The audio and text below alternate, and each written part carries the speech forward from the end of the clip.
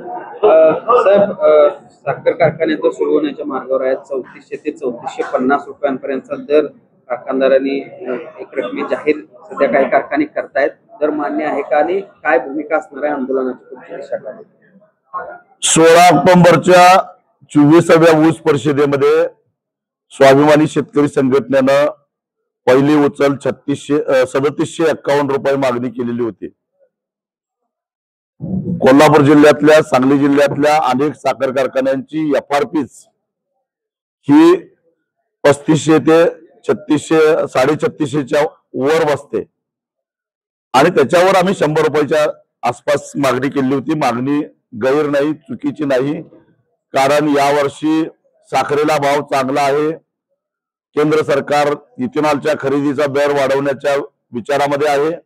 2 वर्षापासून खरेदी दर वाढवलेला नाही, तो नक्कीच वाढणार आहे, म्हणजेच कारखान्याचं उत्पन्न वाढणार आहे आणि त्यामुळं आम्ही एफआरपीच्या वर हे मागणी केलेली आहे.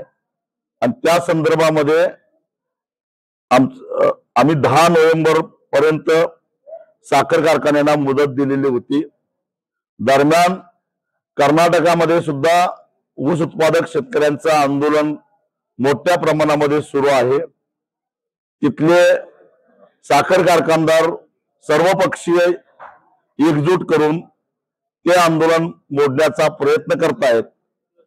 तिथल्या जिल्हाधिकाऱ्यांनी एफआरपीच्या वर 100 रुपये जास्त द्या असं बेळगावच्या जिल्हाधिकाऱ्यांनी सांगून सुद्धा कर्नाटकातले साखर कारखाने ऐकण्याच्या मनस्थितीमध्ये नाही आहेत आणि म्हणून कर्नाटकातल्या शेतकऱ्यांचं आंदोलन मोडून पडू नये, कारण ते आंदोलन मोडलं तर कर्नाटकातले कारखाने 3100 रुपयाच्या वर ऊस उत्पादक शेतकऱ्याला पैसे देणार नाहीत आणि त्याचा फटका महाराष्ट्रातल्या ऊस उत्पादक शेतकऱ्यांना दराच्या रूपानं बसतो.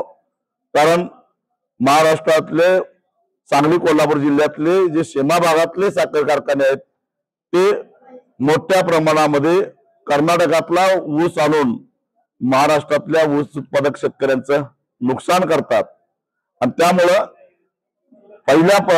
प्रथम मी स्वतः उद्या कर्नाटकामध्ये जाणार आहे. अनेक ठिकाणी शेतकऱ्यांच्या भेटीगाठी घेणार आहे, मेळावे घेणार आहे.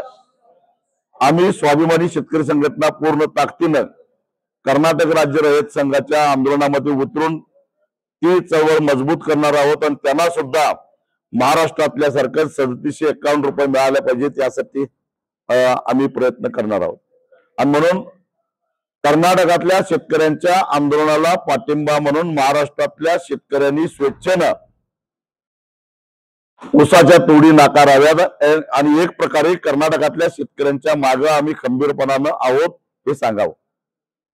महाराष्ट्रातले काही कारखाने त्या ठिकाणी कर्नाटकात जाऊन आम्ही 3400 रुपये द्यायला तयार आहोत, बॉन्ड लिहून देतो अशा प्रकारे गेलेले आहेत.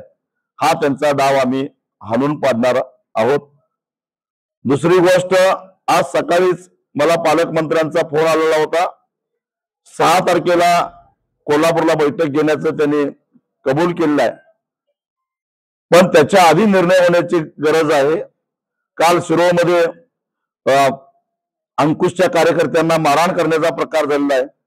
साखर कारखानदारांना अशा पद्धतीची मस्तीची भाषा जर ती करणार असतील तर भलेही वेगवेगळ्या आमच्या संघटना असतील, परंतु शेतकऱ्यांच्यासाठी आम्ही लढतोय, त्यामुळं आंदोलन तीव्र करावं लागेल. आणि म्हणून जिल्हाधिकाऱ्यांनी जिल्ह्यात कायदा आणि सुव्यवस्था बिघडू नये म्हणून सोमवारच्या आत बैठक घ्यावी आणि याच्यावर काही तोडगा करण्याचा प्रयत्न करावा. साखर कारखानदारांना बोलवून त्यांना सांगावा, कायदा हातात घेऊन अशा पद्धतीनं जर का ऊस उत्पादकांना त्रास द्यायला लागला तर तशाच प्रतिक्रिया ऊस उत्पादकांच्याकडून सुद्धा उमटल्याशिवाय राहणार नाही.